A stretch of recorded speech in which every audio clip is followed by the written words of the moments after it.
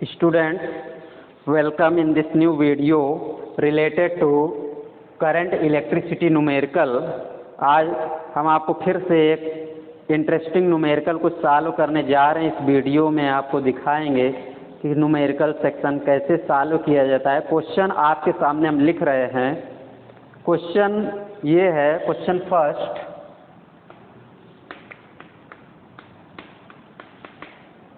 यहाँ पर एक रॉड दी गई है। ये इसको हम बना रहे हैं आपके सामने।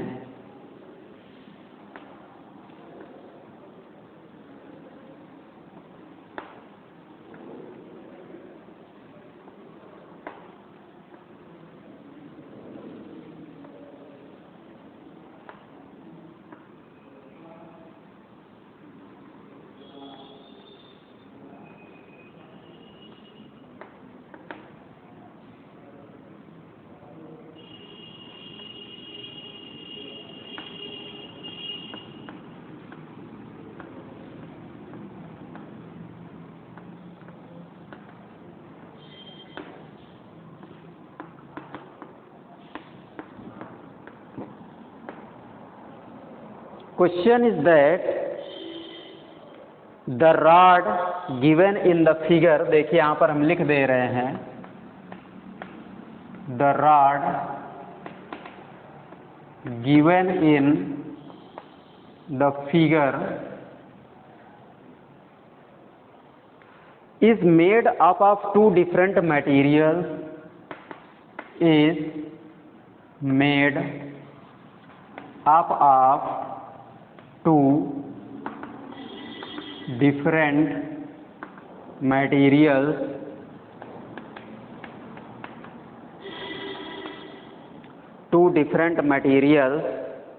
both have square cross section of,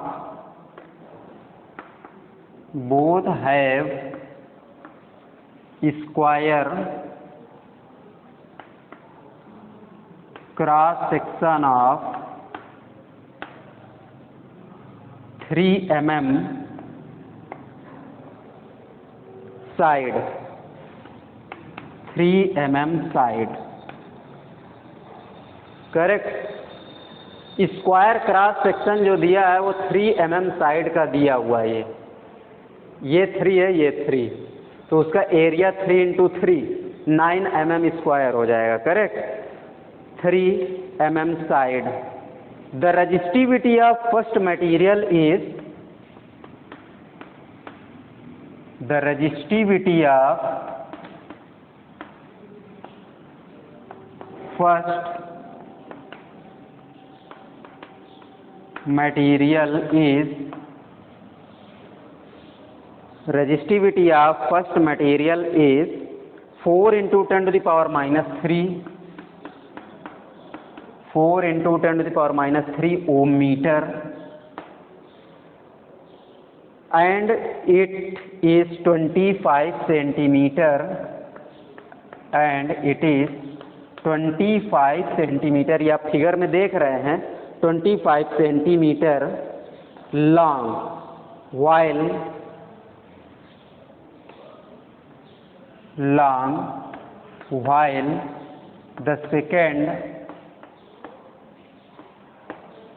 the second material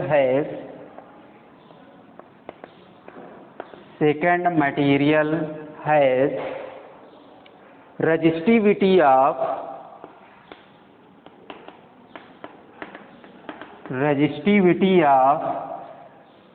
5 into 10 to the power minus 3 ohm meter, and is of 70 centimeter long, and is of 70 centimeter long. What is the resistivity of the rod? What is the resistivity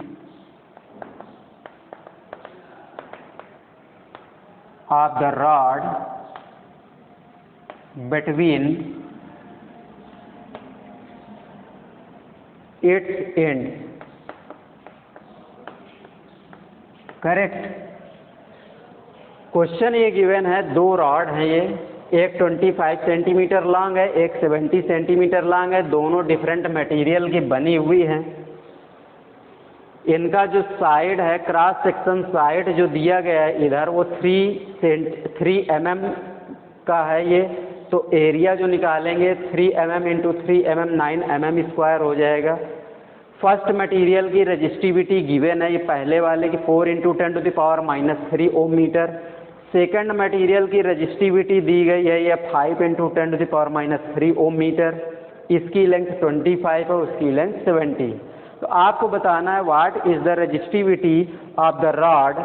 rod की resistivity आपको बताना है, resistivity at the resistivity of the rod between its and, दोनों and के बीच में कितना होगी। कुल मिलाकर के अगर हम इसका रेजिस्टेंस फाइंड कर लें, कौन सा रेजिस्टेंस, एवरेज रेजिस्टेंस, तो इससे हमको रेजिस्टेंस ही तो क्या होता है, पर यूनिट लेंथ पर मेजर किया गया जो रेजिस्टेंस है वही तो हमारा रेजिस्टिविटी है, स्पेसिफिक रेजिस्टेंस होता है। तो चलिए उसी को फाइंड करते हैं। तो यहाँ पर सबसे पहले जब आंसर पर आप जाएंगे तो सबसे पहले गिवन डाटा रो 1 कितना दिया है, ये resistivity of first material 4 into 10⁻³ ohm metre. Rho 2 specific resistance of second material 5 into 10⁻³ ohm metre, correct. L1 25 centimetre means 25 into 10⁻² metre.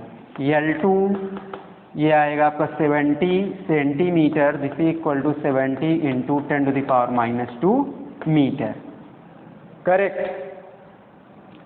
And area of cross section A, this equal to 3 into 3 this equal to 9 mm square, this equal to 9 into 10⁻⁻6 metre square, correct. mm square को metre square में convert कर लिया। देखिए आप यहाँ पर एक चीज़ और ध्यान दे रहे हैं कि जब भी क्वेश्चन को सॉल्व किया जाता है तो उसके यूनिट जो होंगे वो सेम सिस्टम में, चाहे वो MKS में हो या CGS में हो या SI में हो, मतलब सेम सिस्टम में ही रिप्रेजेंट किए जाने चाहिए। अगर नहीं है तो उनको आप कन्वर्ट कीजिए। जैसे यहाँ पर तो ये ओम मीटर में गिवन था, बट लेंथ सेंटीमीटर में गिवन है, हमने उसको मीटर में कन्वर्ट किया। यहाँ भी सेंटीमीटर में गिवन है, हमने मीटर में कन्वर्ट किया। ये एरिया आपका mm स्क्वायर में था, इसको हमने मीटर स्क्वायर में कन्वर्ट किया, करेक्ट। अब यहाँ फार्मूला जो आप लिखते थे R is equal to rho into L by A, but यहाँ तो दो मटेरियल कंबाइंड किए गए हैं, तो इसको आप लिखेंगे R is equal to rho 1 L1 plus rho 2 L2 divide by A, क्योंकि एरिया ए दोनों का कॉमन है, जितना इधर है उतना ही इधर है। अब यहाँ आप वैल्यू पुट करके इसको आप सॉल्व कर लेंगे, इसमें कोई डिफिकल्टी नहीं है। इसका सलूशन आप सेल्फ अपने से कैलकुलेट करके निकालिएगा। रो 1 की वैल्यू गिवन है, L1 गिवन है, रो 2 गिवन है, L2 गिवन है और एरिया ए भी गिवन है, करेक्ट। इसको आप सेल्फ कैलकुलेशन के लिए आपके लिए छोड़ दे रहे हैं, ये आप अपने से कैलकुलेट कीजिए। वैसे इसका आंसर जो आएगा वैल्यू पुट करने के बाद वो 500 ओम दिया गया है, करेक्ट। आंसर मैंने आपको डिक्टेट कर दिया 500 ओम। चलिए नेक्स्ट क्वेश्चन में आते हैं, देखते हैं ये क्या कह रहा है।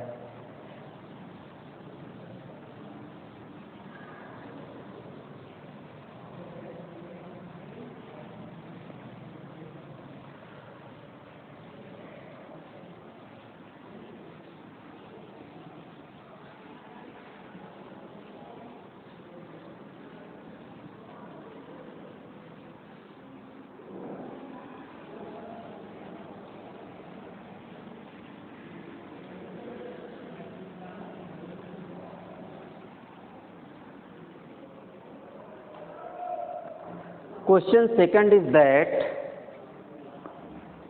देखिए इसमें एक ग्राफ है, बना रहे हैं आपके सामने। इधर ये करंट है एम्पियर में, इधर टाइम है सेकंड में।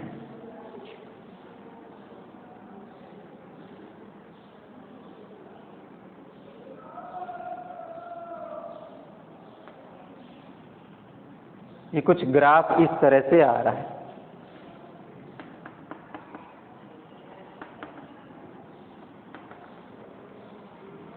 जीरो, ये 5, इधर ये 5 एम्पियर है, इधर ये 10 एम्पियर है, और इधर दिया गया 1 2 4, ये टाइम है सेकंड में। क्वेश्चन है the current through an element, the current through an element, current through an element is shown in the figure, is shown in figure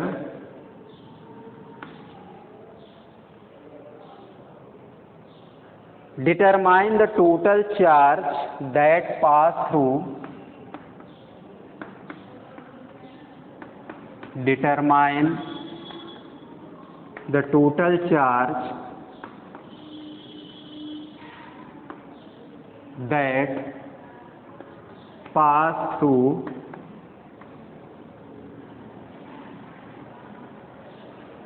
the element at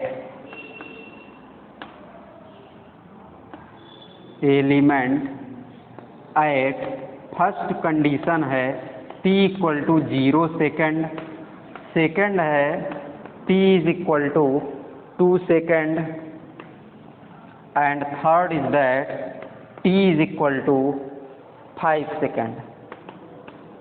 question clear है? The current through an element is shown in the figure, माने कि किसी भी element में कोई electronic element है जिसमें current pass कर रही है, डिफरेंट टाइम इंटरवल में डिफरेंट करंट उसमें पास कर रही है, ठीक है ना।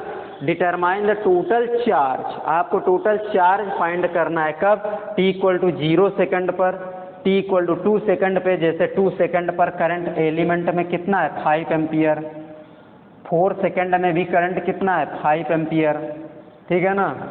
5 सेकंड में करंट कितना हो गई? ये ग्राफ नीचे की ओर आ रहा है तो इसका मतलब ये 0 हो गई। 1 सेकंड में करंट कितना है? ये 10 एम्पियर। तो इस तरह से डिफरेंट टाइम इंटरवल में उसमें करंट के डिफरेंट मैग्नीट्यूड हैं। तो टोटल चार्ज जो पास करेगा इस एलिमेंट में at t equal to 0 second, at t equal to 2 second, at t equal to 5 second, वो आपको फाइंड करना है। तो सबसे पहला आंसर गिवन डाटा में जाइए, यहाँ हम आंसर लिखते हैं। फर्स्ट t इक्वल टू कितना है 0 सेकेंड, तो t इक्वल टू 0 सेकेंड पर जो करंट है यहाँ पर देखिए, ये इसके सामने 0 के सामने 10 एम्पियर है, तो I कितना है 10 एम्पियर यानी 10, तो चार्ज कितना हो जाएगा I इंटू टी, 0 हो जाएगा, 0 इंटू 10 0 कूलम सेकेंड में आइए। t इज इक्वल टू कितना आइए 2 सेकेंड, तो 2 सेकेंड पर करंट आप डिक्टेट कीजिए, करंट कितना पास करे 2 सेकंड में। ये 2 सेकंड है, यहाँ से परपेंडिकुलर ड्रा कीजिए, 5 एम्पियर है करंट, तो I is equal to 5 ampere. तो यहाँ पर चार्ज जो आएगा I इंटू टी, माने कि 5 into 2 this equal to 10 coulomb. देखिए कहीं कुछ रटना नहीं है, जैसा फिगर दिया है उसी के अकॉर्डिंग हम सॉल्व करते जा रहे हैं। थर्ड है t equal to 5 second, t equal to 5 second. 5 second में देखिए ग्राफ नीचे की तरफ आ रहा है, तो 5 सेकेंड में करंट यहाँ से देखिएगा 0 हो गई, I इज इक्वल टू 0, तो charge Q is equal to I into T, ये अगेन फिर से 0 कूलम हो गया, करेक्ट। इस तरह से आप ग्राफ देख करके जिस टाइम इंटरवल में आपको चार्ज फाइंड करना है उसमें से आप चार्ज फाइंड कर लेते हैं, करेक्ट। आइए नेक्स्ट क्वेश्चन एक और देखते हैं, ये क्वेश्चन क्या कह रहा है। Question third,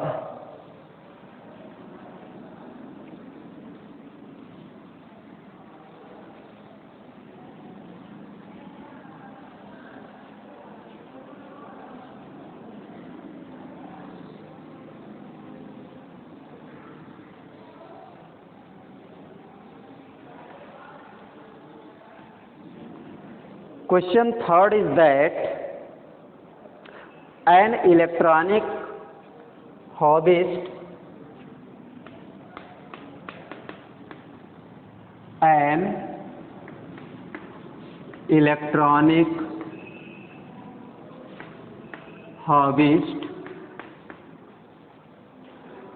is building a radio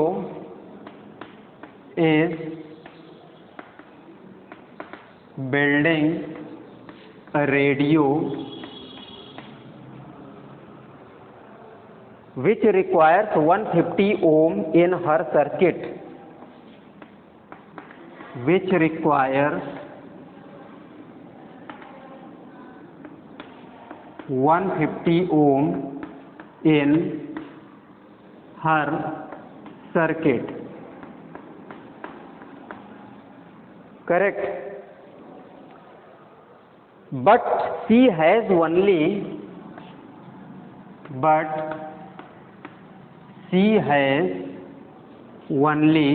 220 ohm, 79 ohm and 92 ohm resistors available.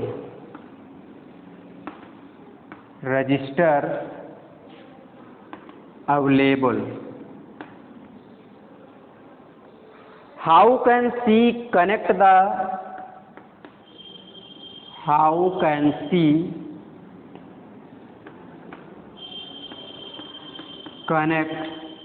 the available resistance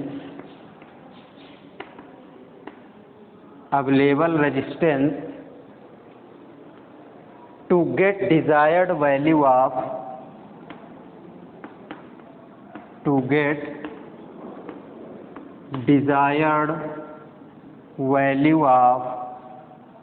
resistance?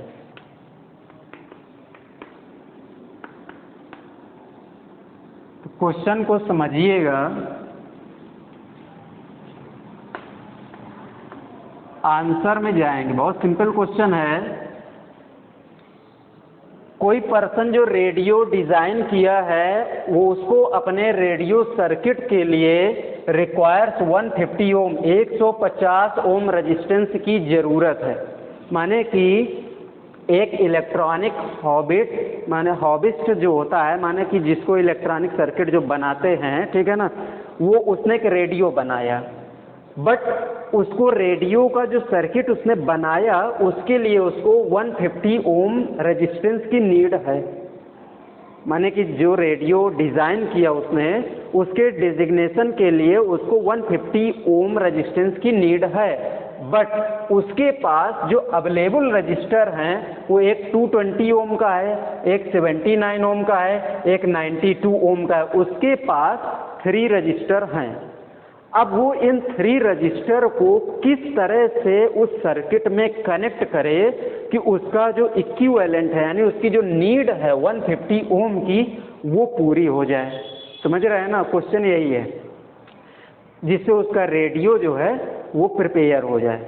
अब देखिए, यहाँ पर बहुत कॉमन सेंस की बात है।